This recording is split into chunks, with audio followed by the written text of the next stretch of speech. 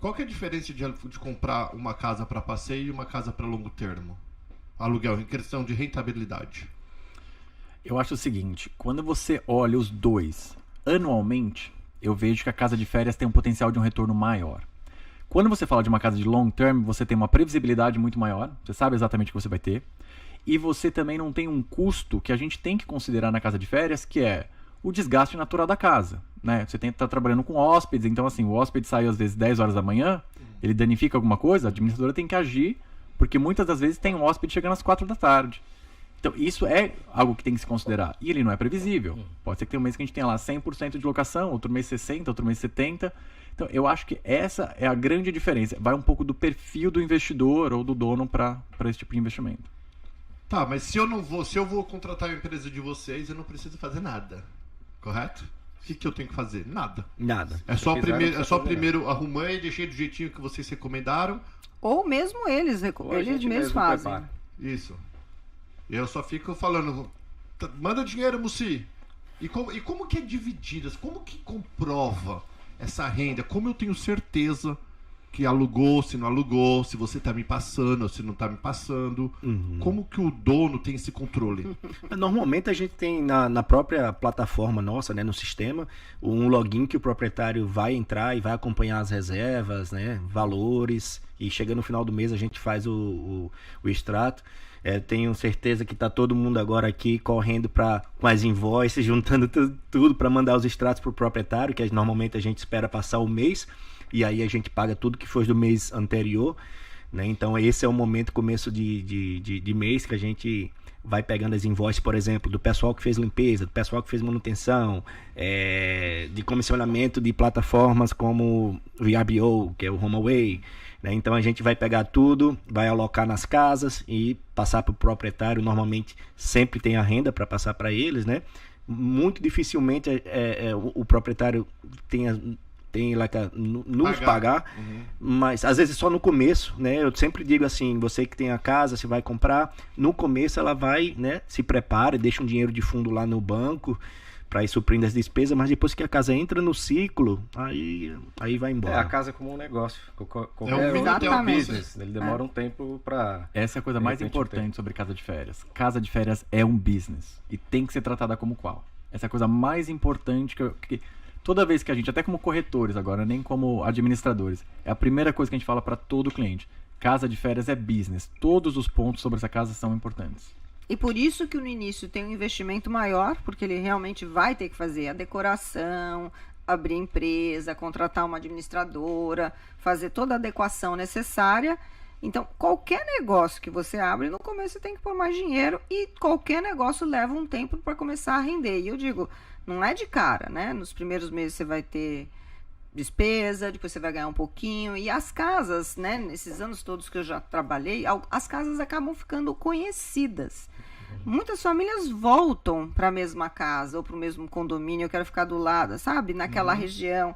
E isso é uma repetição, né? De clientes que você vai gerando com o tempo. Então, essa linha do tempo, esse prazo para crescimento da renda do investidor tem que estar muito claro, né? Agora eu vou fazer uma pergunta que todo mundo quer saber. Eu quero comprar uma casa, vou financiar. Óbvio que eu quero dar o mínimo possível. Se eu sou estrangeiro, é 20 ou 30 hoje? 25, uma média, né? Vamos falar 20, 25, uma média por cento.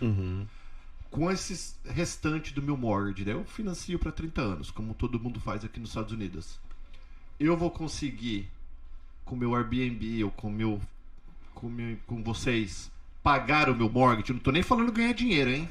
Tô falando cobrir as despesas. minhas despesas para ser... O que na verdade é ganhar dinheiro, só não tô coletando. Sim ou não? Depende. Eu vou falar da seguinte maneira. Tende a. Porque, de novo, se você tiver com a casa no condomínio certo, tiver bem decorada, tiver a planta da casa, pensando em quantidade de quartos, proporção de quartos para banheiros, fotos profissionais e uma boa administradora, dificilmente você não vai ter. Agora, quando você chega e fala assim, poxa, eu comprei uma casa, minha prima da irmã da minha amiga quer decorar porque ela gosta, a chance disso ir para baixo é muito grande, mesmo com a casa certa. E um outro detalhe também, se ele vai usar a casa, né? Então, às vezes o proprietário quer usar a casa, muitos maior dias no parte ano, do né? ano. Uhum. E isso compromete a renda. É óbvio. Geralmente ele vai querer usar na mesma época que ela é mais alugada, que Sim. na Spring Break, Thanksgiving, Natal. Então, isso também atrapalha. Mas normalmente, Hum. eu acho que assim, 95% sim, se paga. Paga as despesas, paga financiamento, você usa um pouquinho e dependendo do juros que Ainda você sobra. pegou, ainda sobra um pouquinho também. E qual que é o retorno no investimento? Vamos supor que ela não tenha financiamento, né? Que Ah. você pegou ali a casa, comprou à vista. Eu diria que fica na casa entre 5%, talvez no máximo 8%, mas por aí. Casas que dão 7%, 8%, casas que dão 6%. Se eu for dar uma média, 6%, 6,5%. Casa grande ou casa pequena? Casa grande. Por quê?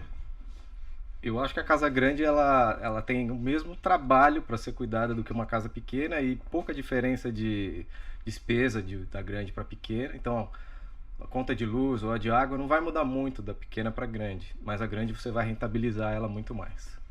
Mas aluga menos. Não, aluga. Menos dias por ano. Não, aluga quase igual. a Bom, uma isso casa daí eu vou deixar pequena. vocês brigarem, porque Pelo menos eu na minha escuto coisas experiência. Eu vou te diferentes falar de da vocês. minha experiência em relação a isso. A gente tem casas de 3 até 12 dormitórios. A casa de 12, ela tende sim a dar um retorno maior. Só que ela dá muito mais trabalho. Porque imagina, você tem uma casa de 30 pessoas subindo e descendo escadas, certo? Então o desgaste dessa casa ela é muito maior. Eu não gosto de casas pequenas. Para mim, assim, 2 dormitórios, eu fujo de qualquer maneira. Compete com hotel, certo? Compete com hotel. É uma região que você está longe. Então, quando vem um cliente para mim e fala, eu quero comprar 2 dormitórios, eu falo, primeiro, como corretor, eu vou conversar. Como administrador, eu tendo a falar, olha, eu prefiro não administrar sua casa. Porque você vai tomar mais meu tempo e vai fazer com que eu não foque nos outros clientes. Eu realmente gosto das casas de 5 dormitórios. Para mim é o Corolla.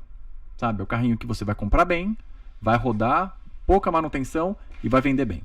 Vamos falar por cima para as pessoas. Eu queria ouvir a opinião do senhor. Desculpa, Mocinho. fala, Moci, desculpa, Moci, Ele pode não falar. falou, é importante. não sei. Eu tenho uma casa de 2 quartos que na pandemia foi a melhor coisa que teve, porque foi a mais barata para se alugar, sabe? E passou a pandemia toda alugada. Sabe? Então é muito o que eles falam, depende. Depende. Depende do momento que a gente está vivendo, da economia, do local, da decoração. E eu acho assim, o mais importante, decoração. Às vezes eu me surpreendo muito com casas num condomínio que um condomínio bem antigo, é um condomínio mais longe, mas você fez uma casa bem decorada, a casa se aluga.